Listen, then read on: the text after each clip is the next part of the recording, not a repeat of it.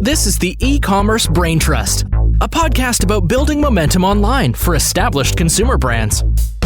Join our hosts and their expert guests for high-level conversations about e-commerce strategies, trends, and innovations.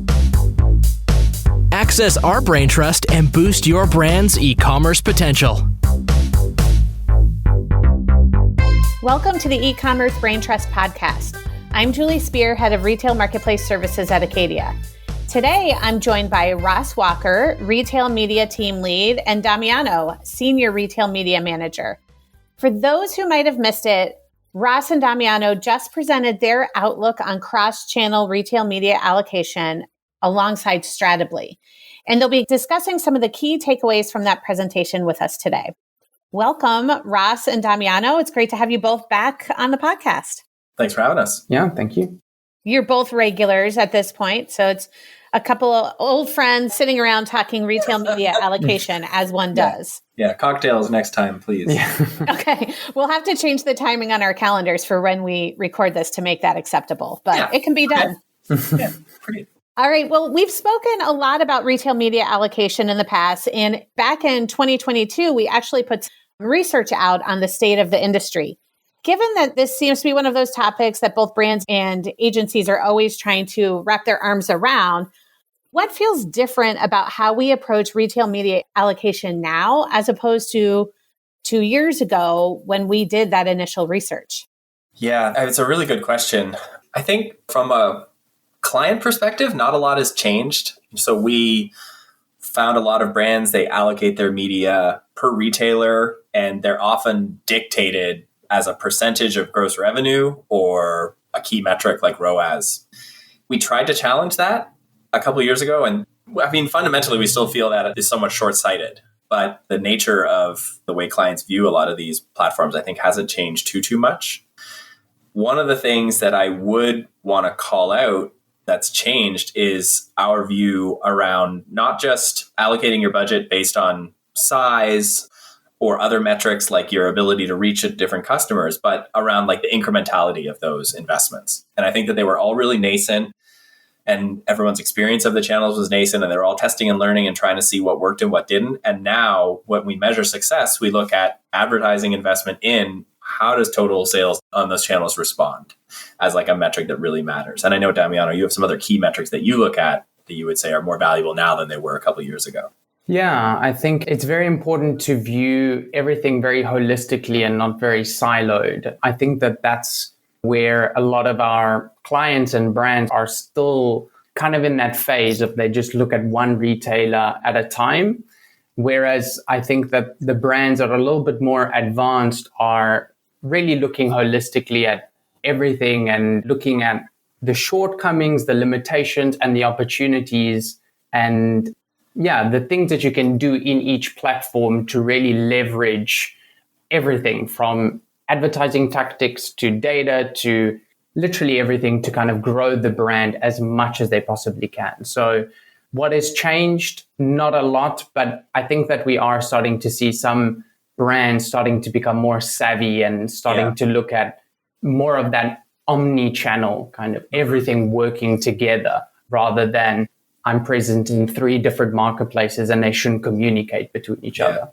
So what's changed, perhaps it sounds like, is more like how we see our role in helping guide and lead that conversation and consider the interplay of the marketplaces as opposed to these parallel strategies that can be in play when you're across multiple retailers.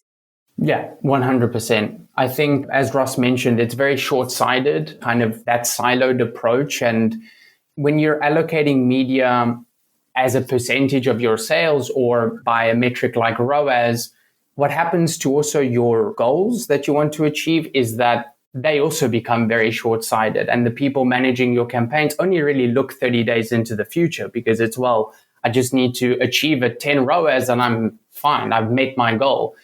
What we're trying to challenge is let's throw away that paradigm and let's try build this brand that in 5, 6, a year from now is going to be almost unrecognizable because it's such a force in the whole digital landscape and not just your Amazon or your Walmart or wherever that marketplace may be.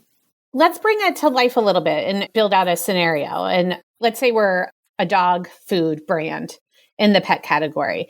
So if we're looking at this from the original view, I sell dog food, Chewy's a channel, I have strategy and specific budget for Chewy. And really, I'm just digging in big on Chewy. What you're talking about is a more channel agnostic view and opening up the ways in which you're measuring the success and impact of that channel to your overall growth strategy. Is that fair to say? Yeah. How would you bring that to life in this scenario? How would you be that pet food brand that would approach this in a more channel agnostic way? What are the metrics that you would use to evaluate the channels in your strategy? Yeah. So what you're trying to really do is you're trying to understand what your goals per your brand are.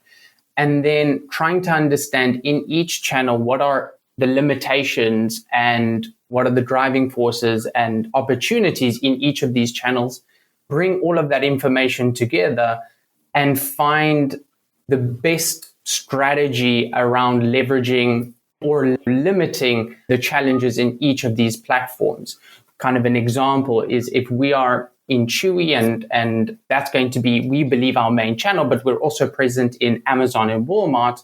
Well, what we could do is we could, for example, take a keyword and monitor it across the various platforms and see, okay, if I want to build brand awareness, which platform is going to be giving me my cheaper CPM? Where am I going to get the cheaper impressions, the best click-through rates to drive my awareness? And that might not be solely on Chewy. For example, it might be on the platforms. We might see that whenever we invest heavily in Walmart, we see a kickback on Chewy. We see more sales kind of coming into Chewy. We might feel that maybe Amazon's really good at lower funnel. And then once people have bought our brand through Amazon, then they do the auto ship on Chewy and kind of do their recurring purchases there. Like I said, the strategy for every brand is going to be different. You kind of need that tailor-made strategy to really understand which levers I can pull in each retailer and how you can really leverage each retailer to build the brand holistically. I had a brand ask me this morning, like, well, if I advertise more on Chewy, am I likely to see my Amazon sales drop? And it's an interesting one because for me, the customers are often shopping around for the best price, but they're more typically, they have a retailer of preference for certain products. So maybe grocery for Walmart, Amazon for electronics or furniture or knickknacks, and Chewy for dog food. But that's where I think a valuable matrix comes into play, which is the diversity of tactics that are available per retailer and like the incrementality of their sales is sort of the matrix that I've been working on recently.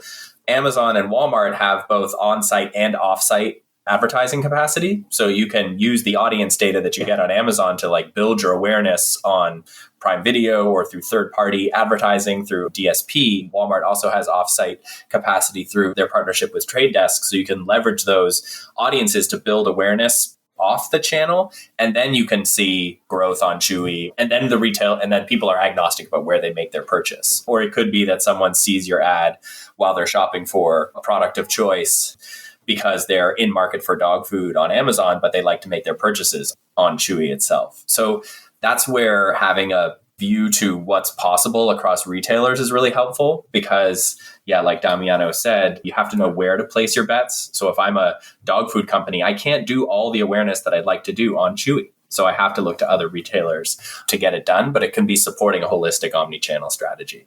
Well, you're hitting on something important there is the customer journey.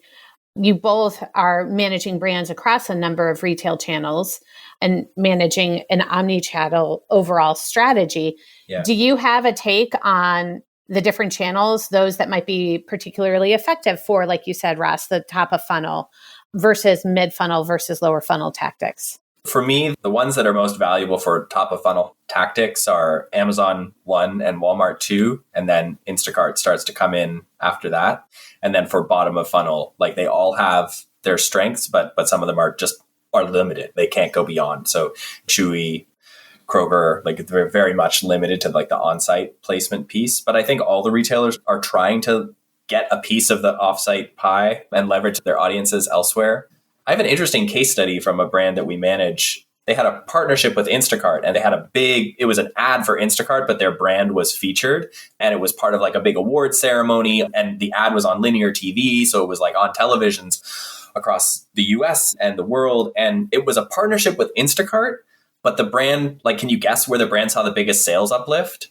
It was Amazon. Yeah. Because that's where they saw it on TV and they're like, aha, yeah, I want to try that now. Their retailer of choice was Amazon, way more than it was for Instacart. But because we managed that brand across multiple channels, we were able to track that lift and say, like, yeah, that's where that came from.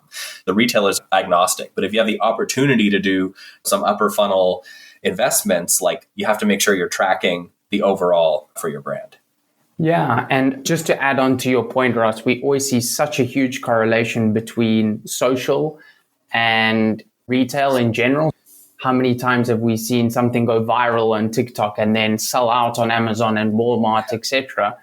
I don't see, and we do see it through the data, like great example that you just mentioned, but so many times when we do see this kind of cross-retailer communication relationship where you see a lift in one, or you're expecting a lift in one, but it's actually another one that is just doing so much better.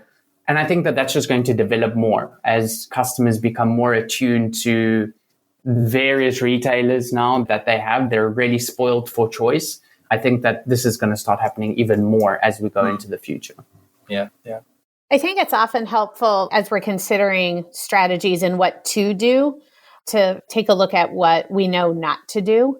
And kind of in that vein, what are some of the common mistakes that you've seen brands make when it comes to considering their allocation of budget across channels? I mean, we've hit on this silo thing, and I've talked to a number of brands where I'm talking to their Amazon person, but Target's over here. That's a whole other team. The silos are a part of it for sure, but I'm interested what mistakes you've encountered as you've dug into strategy more and more from an omnichannel perspective. I would say one thing I've noticed is the brands that seem to be doing it right, maybe they started as Amazon focused, but now they've branched out and they sort of have a purview of all the retail media networks. Those brands do best because they have like an overarching strategy, a single voice, often a single budget that they can move around. The brands that I've seen fail, it's often a totally separate team that manages Target or Ulta, and they're primarily shopper marketers, so they're not really interested in digital and they don't know about digital, and or like maybe only the CEO cares about making the bet and they don't have a iron in the fire around it. That's where it often fails. So like not having a person who's like a real stakeholder in the success of that investment is a big challenge. So that's kind of like that Amazon center of excellence that a lot of brands have is great. But what you're saying here is when you're looking at an omni-channel, omni-retail media strategy, it's more of a retail media center of excellence versus relegated just to Amazon alone. Yeah, I agree 100%. I think a lot of brands also, as you pointed out, they think Amazon is biggest, so I need to make it on Amazon, and then that's it. And they just kind of put on the blinders and just kind of go full head into that, not seeing that there is other opportunity out there.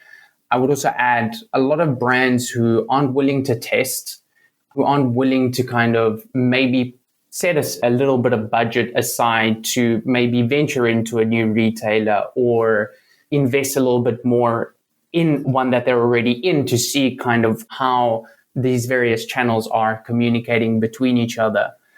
I think that's something very big. I would also just add how a lot of brands sometimes don't take into consideration how these retailers that have an in-store presence, how they don't really try and leverage it or don't try and leverage on digital advertising to leverage that in-store kind of presence. Because I think that with digital right now, it's just really kind of focused on buying online, getting it received at your home, receiving the packages at your house. But slowly, as the Walmarts are getting bigger and retailers like Ulta, Target, etc., are getting bigger, that in-store presence is going to become more and more important. And we spoke to some people at Criteo, and they're starting to say that even how digital advertising is going to start going in-store. And so that's something to kind of leverage. So I think that the brands that are the early adopters of advertising in these retailers, they're definitely going to be the first to kind of benefit from that in a year from now when these ads are going to be quite prominent. And can we stay on that for a sec? Like, are you talking about digital signage, like in-store digital signage inside of Walmart or Target or Ulta? Yeah. We were talking with a brand recently, like they're a huge brand and they do a huge amount of digital omni investment, but they're not doing any in-store signage at all. So they're not seeing that the strategy goes side by side. And I think that speaks to another pitfall that I have seen many brands, and it's not tracking the total sales for in-store and online at the same time. We found like for Target and Ulta, it's very, very clear. You get a in-store weekly sales metric, you get an online weekly sales metric.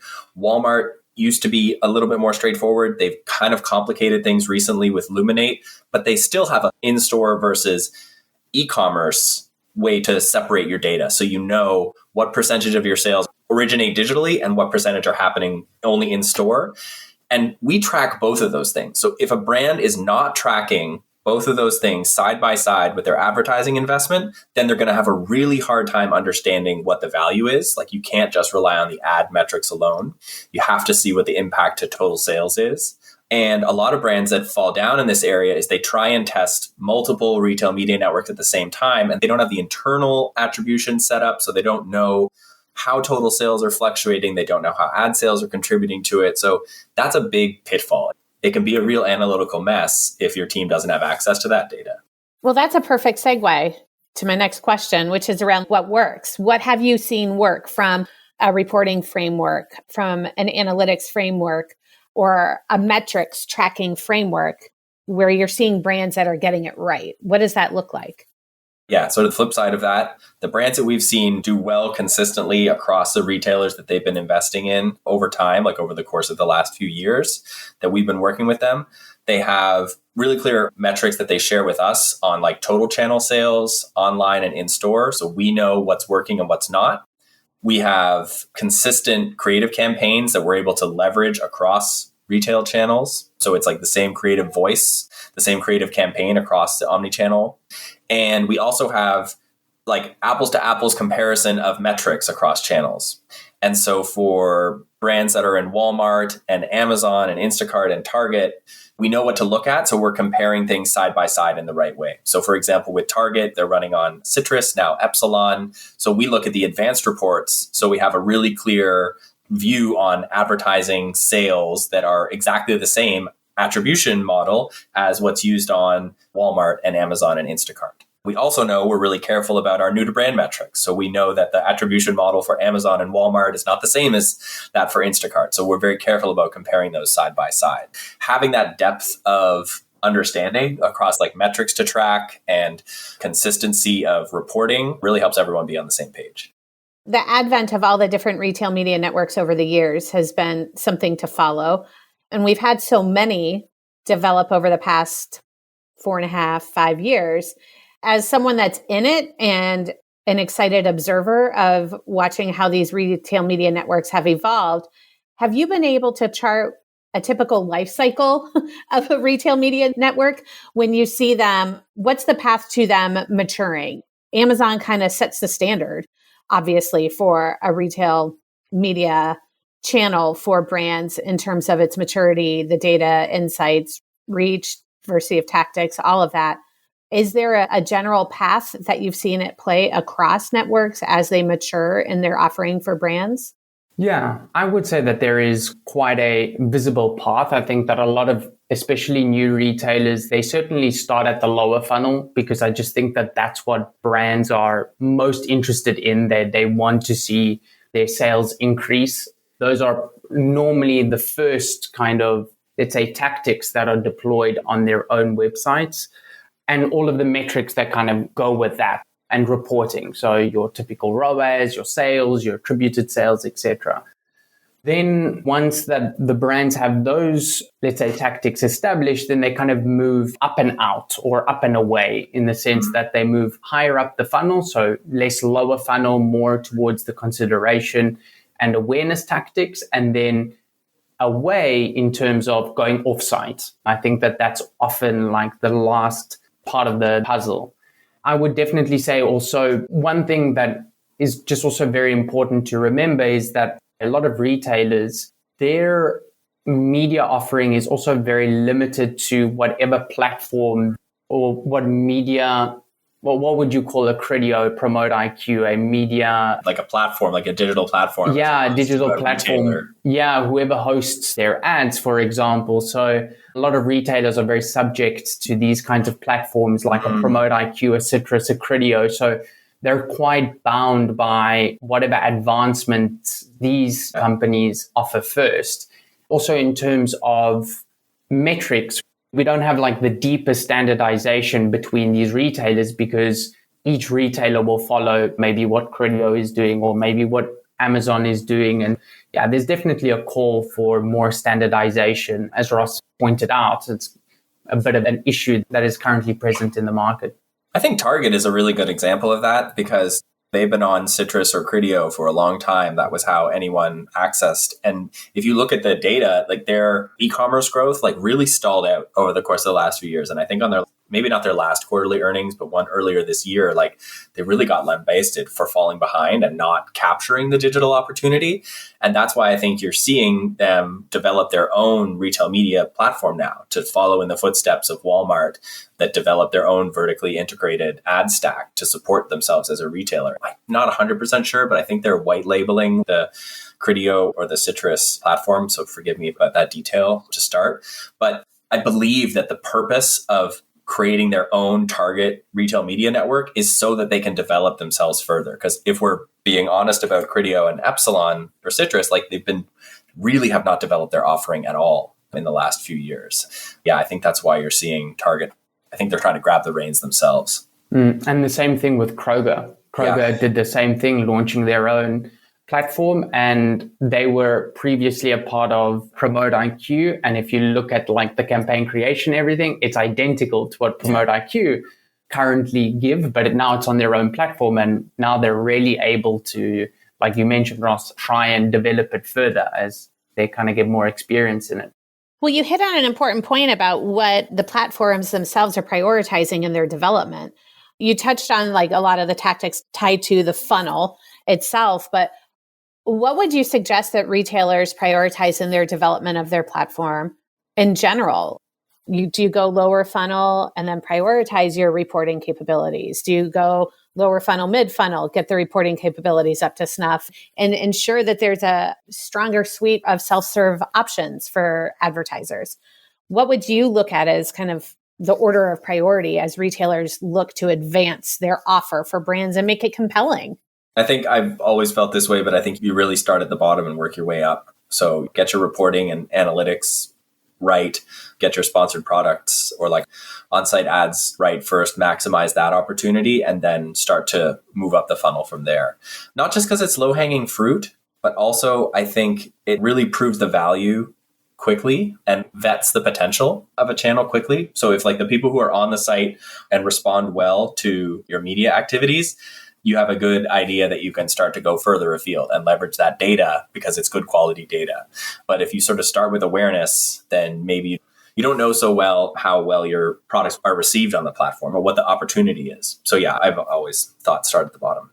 Yeah, and I would add just two things. The first is within the reporting, try as best as you can to prove that your advertising can, again, prove incrementality. So some form of metric around new to brand or number of shoppers, acquisition of shoppers. I think that is really important. And then I think the last thing, which is probably the most important thing, is make your data free. We've seen a few retailers that Ross mentioned before with Luminate that you have to pay for it. Brands have to pay for it. And I just think that it's a very short-term view, even from the retailer.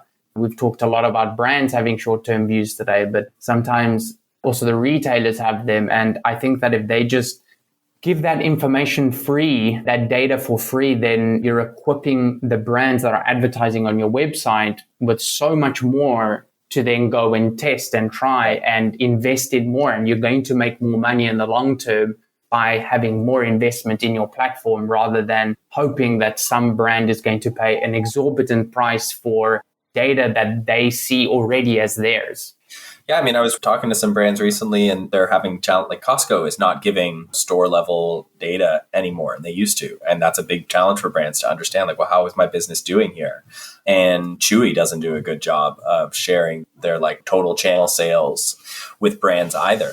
If you're not armed with that data, I feel like you said, Damiano, it's a very short-term play. Like, oh yeah, maybe we can get these brands to invest a bunch of money and we can show them some good ROAS and they'll keep investing. But that's very short-sighted, I think. So what I'm hearing from both of you is the foundation is the data. It's the reporting and insights that's available. And then it's the ad types and tactics up the funnel. Mm-hmm. Yeah. Often I think it's the putting the cart before the horse a little bit with the ad types in the absence of those insights and data. I mean, Instacart had that challenge initially as well. They didn't surface their, what they call them, insights. They didn't surface their like total sales data. It was contingent on how much you spent. And so they share more of the insights now. It's all available within the platform. You don't have to wait for like a weekly email or something or monthly email. But Instacart still has that challenge. They have a big challenge because it's not retailer specific and brands don't know where the money is going at the retailer level. And I think that that's actually causing brands to invest less in Instacart. I think it will long-term really challenge their ability to be a valuable retail media network. Well, I think end to end, what is clear, and it was clear 2 years ago that the landscape is complex and it's not become any less complex. Dare I say it's become a little bit more complex. I really appreciate your time today, walking us through, sharing your insights with us. And maybe we don't wait 2 years for you to come back and talk about the state of retail media allocation and considerations that brands should keep in mind. Maybe we'll do this again a little bit sooner. So thank you both for your time today. I appreciate it. Thank you. Of course. Thanks for having us.